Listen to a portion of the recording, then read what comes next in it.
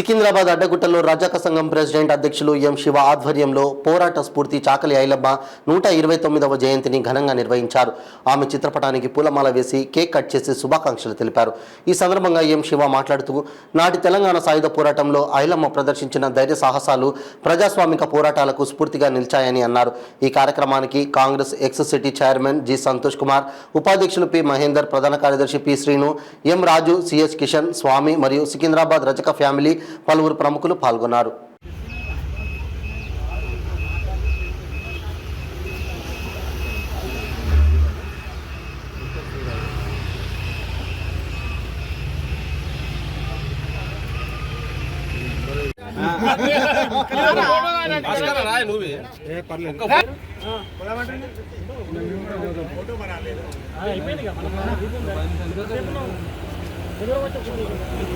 ఇక్కడ సిక్కులే ధోబిఘాట్లో మరి వీరనారి చాకలి ఐలమ్మ గారి 129వ జయంతి సందర్భంగా ఇక్కడ ఘన నివాళులు అర్పించడం జరిగింది.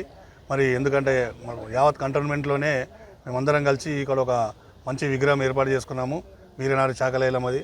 మరి ఎందుకంటే ప్రతి ఒక్కరికి కూడా ఈమె స్ఫూర్తితోటి మరి ముందుకు వెళ్ళాలని చెప్పి అందరికీ యువత కానివ్వండి, మహిళలకు కానివ్వండి తెలియజేయడం జరుగుతుంది. అదేవిధంగా మన గత ప్రభుత్వంలో ఏదైతే రేవంత్ రెడ్డి గారు చెప్పారో మరి తెలంగాణ తల్లిగా చాకలి వీరనారి ఐలమ్మని గుర్తిస్తామని చెప్పారు. మరి ఇప్పుడు ఆయన సీఎం అయింది కదా, మరి నేను ఆయనకు అదే చెప్తున్నాను.